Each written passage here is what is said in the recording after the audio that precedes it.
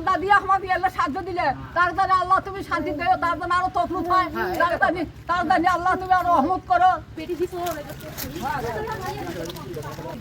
এটা রোজা রমজান মাস, এখানে এক প্যাকেট মুড়ি আছে, এগুলো কি মাটিতে রাখা যায়? পাতা কপি আছে একটা, তারপরে হলো বেগুন আছে, শুকনা মরিচ আছে, বেগুন, পাতা কপি আর শুকনো মরিচ, হ্যাঁ সব পাবে। এই যে পেঁয়াজ আছে এখানে, আদা, আদা রসুন, এই যে আলু আছে, এটা হলো মুরগির মাংস, ধনিয়া পাতা আছে, তারপরে হলো মরিচ,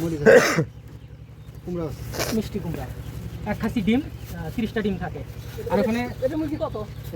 হ্যাঁ মুরগি আছে 2 কেজি। আপনার আশা করি 1 মাস হয়ে যাবে। এখন আমাদের জন্য তো দোয়া করবেন। চাল আছে এক বস্তা চাল আছে। আমাদের জন্য দোয়া করবেন। তার জান্নাত দিবে, তার তকলিফ দিবে, তার পড়াশোনা দিবে, তার চাকরি বাকরি দিবে। আমাদের এই কাজের সাথে শরীক হয়েছে প্রবাসী কুয়েত থেকে মেহেদী হাসান ভাই। আমাদের এই ভিডিও সোশ্যাল মিডিয়াতে আপলোড হবে। আর যদি কেউ আপনাকে দেখে মনে হয় যে আপনার কিছু দেওয়া প্রয়োজন, কেউ যদি সাহায্য করে, আবার আমরা আপনার কাছে আসবো। আমিও তো অতটুকু জানিছিলাম না, সব রাকিব ভাই বলছিল আমার, যার কারণে আজকে আসা। এই নূরপুর গ্রাম না, এটা নূরপুরে আসা আসলে খুব খারাপ লাগলো। আর একটা বিষয় ভালো লাগে, সেটা হচ্ছে যে কিছু মানুষের জন্য আমরা কিছু হলেও করতে পারি, সেটা যেভাবেই হোক। আমরা আসলে দেখে খুব মর্মাহত যে এরকম একটা অবস্থা, তার ছেলে মেয়ে, একটা মেয়ে তার নাকি খোঁজ রাখে না, শুনতে পারলাম যতখানি। তো তার এমন এক অবস্থা যে তিনি নিজে চলাফেরা করতে পারেন না। আপনারা যারা আমাদের এই ভিডিওটি দেখছেন বা দেখবেন, তারা অবশ্যই আমাদের জন্য দোয়া করবেন, তার জন্য দোয়া করবেন। আর আপনারা যারা আসলে, আমি দেখি অনেকে আপনারা হচ্ছে সামাজিক কাজে আপনারা সহযোগিতা করে থাকেন, আপনারা অবশ্যই আমাদের সহযোগিতা করবেন। আমরা যদি নেক্সট টাইম আরো কোনো অসহায় মানুষ দেখতে পাই বা খুঁজে পাই, অবশ্যই আপনারা সহযোগিতা করবেন। ভাই আপনি। আসসালামু আলাইকুম।